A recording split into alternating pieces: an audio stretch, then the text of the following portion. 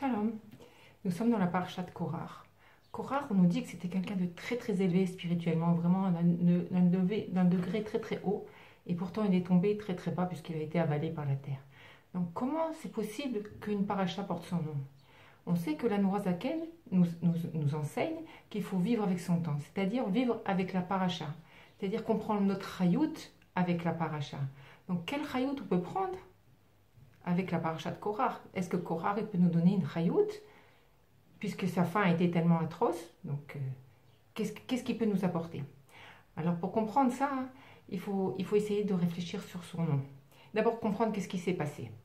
Korach, lui, il a reproché à Moshe Rabbeinu: tu as pris la direction du peuple juif, tu as donné à ton frère la plus haute distinction d'être Cohen, et nous aussi on est des Lévi'im, et on n'a rien. Pourquoi? Qui tu es de plus que nous?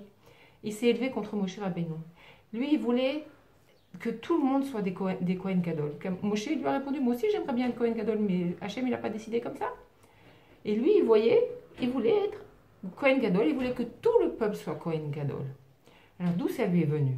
On sait que avant qu'Akadosh Baruch Hu donne la Torah, il a dit que le peuple juif, c'est Atem Tiyu Mamlechet Kohanim, c'est-à-dire qu'on sera tous des Kohanim. Et dans les commentaires, c'est écrit qu'on sera tous des Kohen Gadol. Et le Rabbi nous explique que dans le monde futur, alors tous les juifs, ils seront du degré, du niveau du Kohen Gadol. Et que chacun pourra aller offrir les encens de Yom Kippour dans le Kodesh HaKodashim chaque jour, à chaque moment, quand il le voudra. Donc c'est vrai que l'Atid Lavo, on aura ce degré-là. Mais pour l'instant, ce n'est pas le cas. Et c'est ça l'erreur de Korach. Korach, il a pensé qu'il pouvait tout de suite faire venir la Géoula. Comme ça sera l'Atid Lavo, on n'a pas besoin de passer par toutes les étapes de la galoute, que directement on pouvait être dans la Géoula. Et d'ailleurs, on voit que de lui va sortir Shmuel. On dit que Shmuel, il vaut comme Moshe et Aaron ensemble. Donc il avait cette vision prophétique, mais il s'est trompé dans cette vision.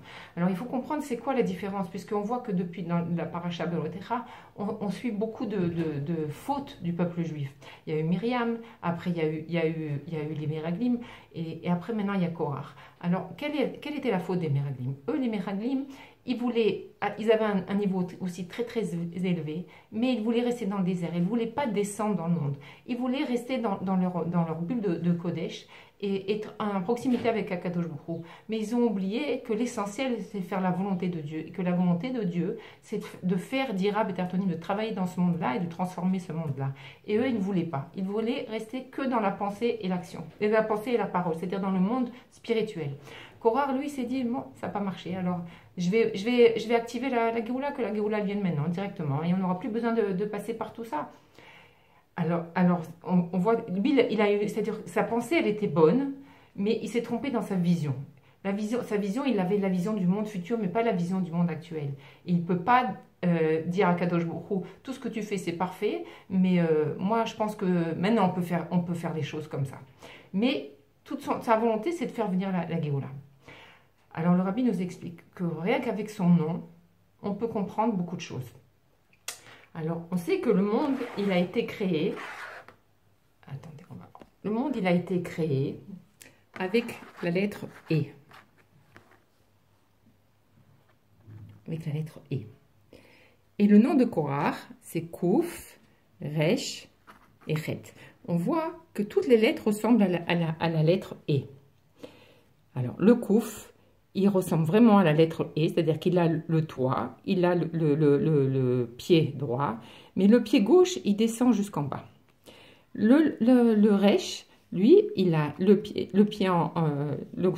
le pied droit, mais il manque le côté gauche. Et le Chet, lui, il a le toit, le pied droit, et le pied gauche qui est collé au Chet, au toit. Alors, on nous explique que donc la lettre E, c'est la lettre de la volonté d'Akadosh Baruch Hu.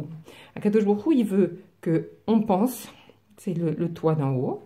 Après, on parle, c'est-à-dire on dévoile la pensée, on parle, c'est la tfila, c'est l'étude de la Torah. Mais avant d'agir, puisque la volonté d'Akadosh Baruch Hu, c'est de faire d'Ira Betartonim, c'est-à-dire de descendre dans l'action, Donc que l'action, c'est la chose la plus importante pour Akadosh Baruch Hu.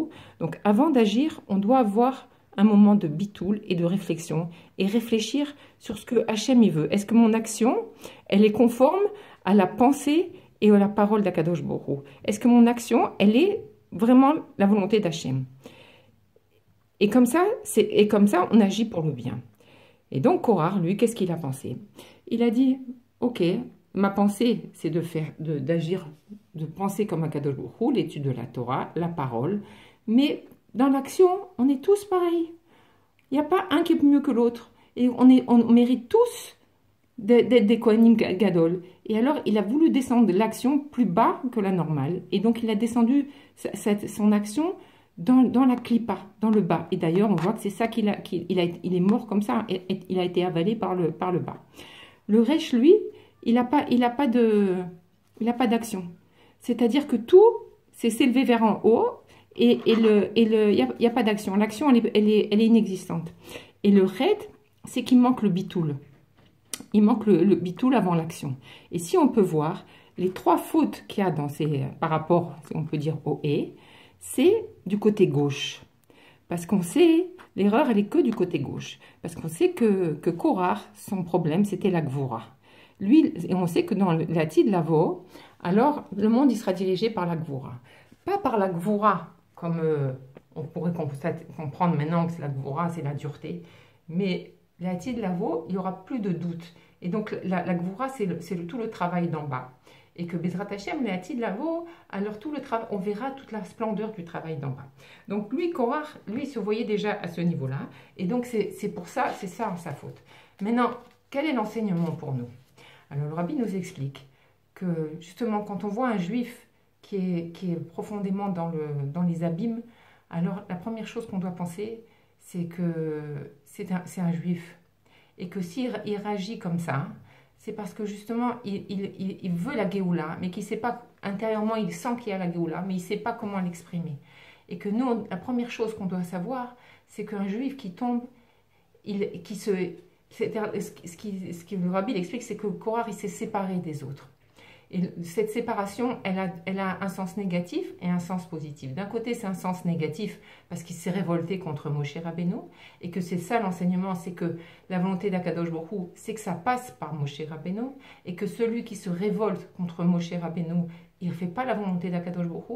Comme on peut voir qu'à chaque fois que le peuple juif s'est révolté ou a fait des choses contraires à sa volonté, Moshe Rabbeinu a toujours pris la défense du peuple juif. Or là, quand Korah est venu se disputer avec Moshe, Moshe a essayé de le calmer, a essayé de lui faire entendre raison, mais il n'a pas voulu écouter. Et qu'est-ce qu'on voit? Que Moshe lui-même a prié pour qu'Akadosh Baruch Hu l'avale dans la terre.